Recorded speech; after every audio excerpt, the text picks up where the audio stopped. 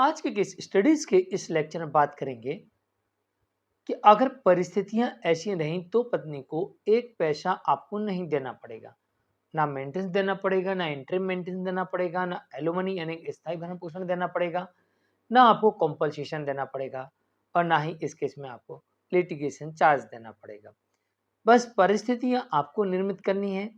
कानून क्या कहता है वो मैं आपको बता देता हूं।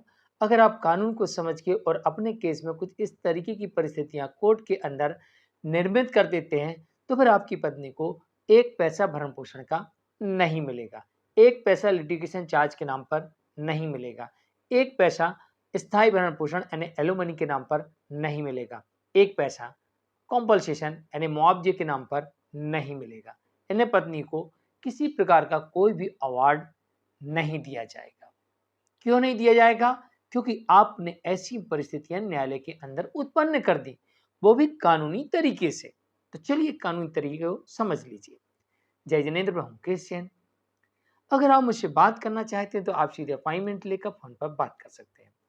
अपॉइंटमेंट के लिए या इस तरह जजमेंट्स के पैकेज के लिए जिसमें आपको 150 से अधिक जजमेंट्स मिलेंगे या अन्य किसी जानकारी के लिए दिए गए नंबर पर आप हमें एक छोटा सा मैसेज लिखिए, इसके बाद हम आपसे संपर्क करेंगे। वीडियो को लाइक और शेयर कर दीजिए। चलिए शुरुआत करते हैं। और कानूनी तरीका नंबर 1 ये कहता है कि पति कोर्ट में यह साबित कर दे कि उसकी पत्नी का व्यवहार उसके प्रति, उसके परिवार के प्रति अच्छा नहीं था। वो उसके साथ, उसके परिवार वालों के साथ बुरा व्यवहार करती थी, उन्हें अपमानित करती थी, गालियां देती थी, दुर्भावना रखती थी, हमेशा नुकसान पहुंचाने की बात करती थी, नुकसान करने का प्रयास करती थी, अक्सर उन्हें नीचा दिखाती थी, घर के सारे काम करवाती थी और ऊपर से उन्हें ताने मारती थी। और इतना ही नहीं, यहां तक कि दूसरों के सामने जूते चप्पल से पीट दिया करती थी। अगर ऐसा व्यवहार कोर्ट के सामने पत्नी का आ जाता है या इसमें से कुछ भी एक प्रकार का व्यवहार, मैंने बहुत सारे इसमें बता दिए, अब इसमें से आप कोई भी एक व्यवहार पत्नी का कोर्ट के सामने ला सकते हैं, तो आप लेके आइए। लाएंगे कैसे?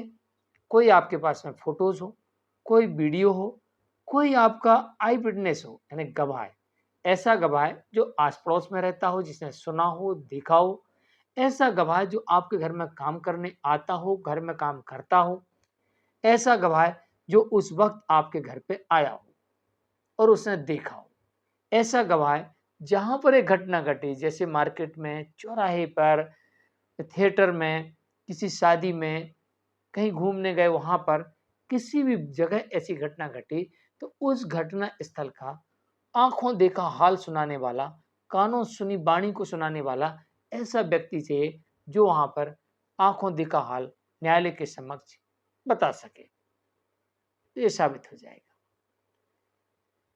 कानूनी नंबर प्रक्रिया दूसरी ये कहती है कि पति अगर कोर्ट में यह साबित कर दे कि उसकी पत्नी आपसी सहमति से अलग रहने लगी है। कानून यही कहता है कि अगर पति पत्नी आपसी सहमति से अलग रहने लगे हों और जहां पर पत्नी ने सहमति दी हो कि मैं अपनी सहमति से अलग रह रही हूं, तो फिर ऐसी स्थिति में पत्नी पर किसी प्रकार का दावा नहीं कर सकती और यहां पर आप सभी प्रकार के मेंटेनेंस से बच सकते हैं।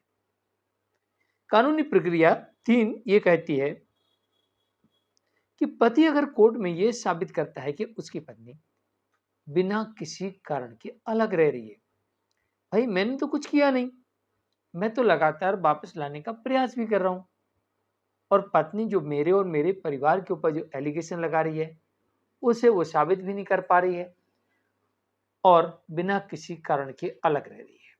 मैं तो उसे रखना चाहता हूं, मैंने क्या किया? मैंने कुछ नहीं किया।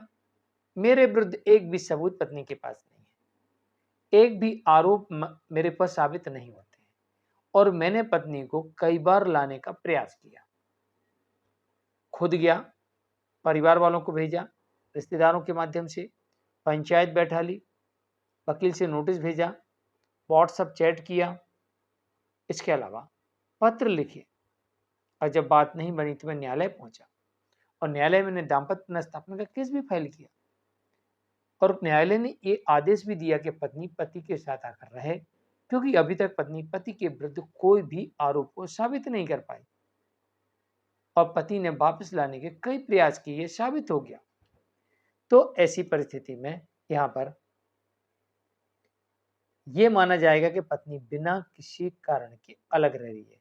और जब पत्नी बिना किसी कारण के अलग रह रही है तो ऐसी पत्नी को किसी भी प्रकार का अनुतोष नहीं दिया जाएगा और यहाँ पर पत्नी को कुछ भी नहीं मिलेगा। इंटरम मेंटेनेंस को डिनाई कर सकती है, मेंटेनेंस डिसमिस कर देगी, कंपलसेशन रिजेक्ट कर देगी, एलुमनी देने से इनकार कर देगी, लिटिगेशन चार्ज केस लड़ने का खर्चा नहीं देगी, क्योंकि पत्नी बिना किसी कारण के अलग रह रही, पति की कोई गलती नहीं है। जब कोई गलती नहीं है तो वह किस बात का पैसा, कुछ नहीं मिलेगा।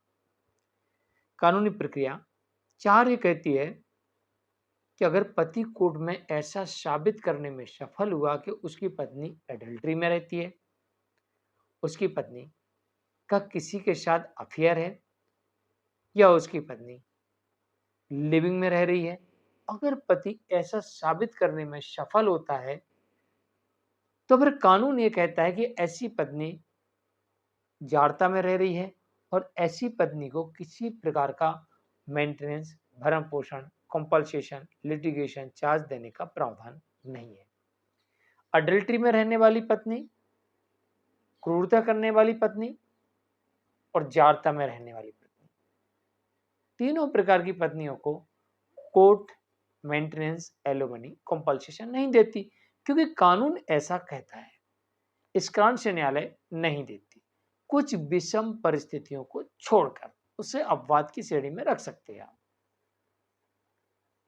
नंबर 5, पांचवी प्रक्रिया ये कहती है, कानून ये कहता है कि अगर पत्नी रीमैरिज कर चुकी है, पुनर्विवाह, चाहे उसने डिवोर्स लिया हो या ना लिया हो, इससे फर्क नहीं पड़ता, लेकिन उसे रीमैरिज कर ली है, पुनर्विवाह कर लिया है, तो ऐसी पत्नी अब किसी भी प्रकार का पति के ऊपर दावा नहीं कर सकती। जो अब इसका पति माना जाएगा, ये पूर्व पति माना जाएगा, वो उसका वर्तमान पति माना जाएगा। अगर अभी इनका डिवोर्स नहीं हुआ है तो वो शादी वैलिड नहीं है, यही पति माना जाएगा। और अगर डिवोर्स हो गया है तो ये एक्स हस्बैंड, वो उसका हस्बैंड है, तो अब पूरे राइट उसके हैं और उससे मांगे। लेकिन यहाँ पर जब डिवोर्स नहीं हुआ है तो हस्बैंड तो यही है, वो उसका हस्बैंड नहीं है, वो वैलिड ही नहीं है, क्योंकि वो शादी वैलिड ही नहीं है, अभी तो उनको डिवोर्स नहीं हुआ। लेकिन यहाँ पर पत्नी इस हस्बैंड से कोई दावा नहीं कर सकती।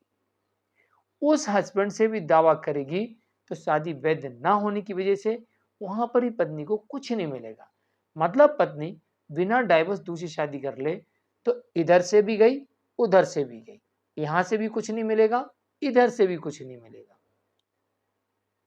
ये कानून कहता है। ये कानून की 5 ऐसी प्रक्रियाएं हैं जिन्हें आप कोर्ट में इस्तेमाल कर सकते हैं और आप सभी प्रकार के अनुतोषों से बच सकते हैं। मैं मुकेश जैन, वीडियो अच्छा लगा तो लाइक और शेयर कर दीजिए। नमस्कार।